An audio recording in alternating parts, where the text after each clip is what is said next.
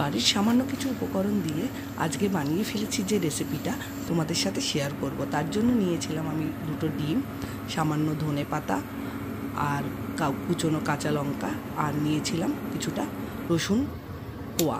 আর প্রথমেই ডিমটা ভেঙে নিলাম। যে রেসিপিটা আমি তোমাদের সাথে আজকে শেয়ার করব সেই রেসিপিটা হচ্ছে এগ স্যুপ। তো আমি লিপিকা, আমার লিপির দিনলিপিতে তোমাদের সবাইকে স্বাগত। তো ডিমটা আমি এখানে আগে রেডি করে নিলাম, একটু নুন দিয়ে ফেটিয়ে আমি রেখে দিচ্ছি পাশে। আর এর সাথে এই রেসিপিটা আমি নিজেও ভাবতে পারিনি এতটা টেস্টি হবে আর এতটা সুন্দর হবে। এখানে দেখতেই পাচ্ছ তাওয়া দিয়ে দিয়েছি, তাওয়ার ভেতরে আমি একটা সামান্য 1 টুকরো মতন বাটার দিয়ে দিয়েছি, আর তার সাথে আগে থেকে কুচিয়ে রাখা গার্লিকগুলো, রসুন কোয়াগুলো আমি ভালো করে কুচিয়ে এর ভেতরে সামান্য ভেজে নিচ্ছি। এটা একটু গন্ধ বেরোলে তার মধ্যে দিয়ে দিলাম আমি কুচনো কাঁচা লঙ্কা।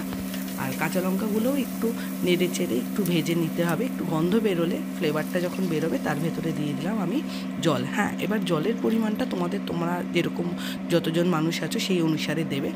আর ভিনিগারের জায়গায় আমি দিয়ে দিলাম একটা লেবুর রস, 1 চামচ সয়া সস, 1 চামচ টমেটো সস, আর সামান্য গোলমরিচ। তো জলটা এবার ফুটতে দিতে হবে, আর স্বাদ মতন নুন।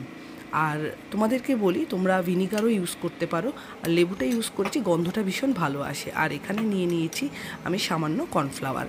তো এটা কিন্তু জলটা ফুটে উঠলে কর্নফ্লাওয়ার দিয়ে দিতে হবে, এবং কর্নফ্লাওয়ার দিয়ে তোমরা যেরকম থিকনেস খেতে চাইছো সেরকম থিকনেসে কিন্তু কর্নফ্লাওয়ারটা দিয়ে এরকমভাবে নেড়ে চেড়ে দেখতে হবে। এটা সামান্য ফুটতে দিতে হবে। ফোটা একটু কমপ্লিট দেখতেই পাচ্ছ ফুটে উঠেছে। এরপরে আগে থেকে যে ফেটিয়ে রেখেছিলাম ডিমটা কিন্তু এর মধ্যে দিয়ে দিতে হবে। আলাদা করে আমি কিন্তু ডিম ভাজিনি, এর ভেতরেই কিন্তু ডিমটা দিয়ে কন্টিনিউয়াস কিন্তু নেড়ে চেড়ে দিতে হবে। আর নাড়ার সাথে সাথেই ডিমটাও কিন্তু দেখতেই পাচ্ছ কিভাবে এর সাথে মিশে গেছে এবং সুন্দর একটা ফ্লেভার বেরিয়েছে। আর এর সাথে নামানোর আগে দেখতেই পাচ্ছ পুরোটাই রেডি হয়ে গেছে। আর ডিমের পরিমাণ তোমরা বাড়িতে যতজন লোক থাকে সেই অনুসারে তোমরা ডিমটা দিতে পারো। একবার এই রেসিপিটা তোমরা বাড়িতে করে দেখো, শীতকালে বাচ্চা বুড়ো সবার কিন্তু ভালো লাগবে।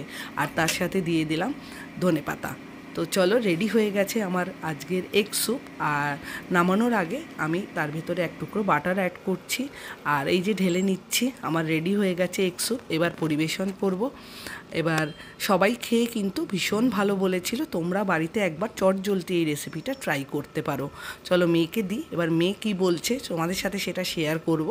মেয়ে খেয়ে কেমন বলছে। আমার চ্যানেলটা ভালো লাগলে, আমার রেসিপিটা ভালো লাগলে প্লিজ সাবস্ক্রাইব। Thank you.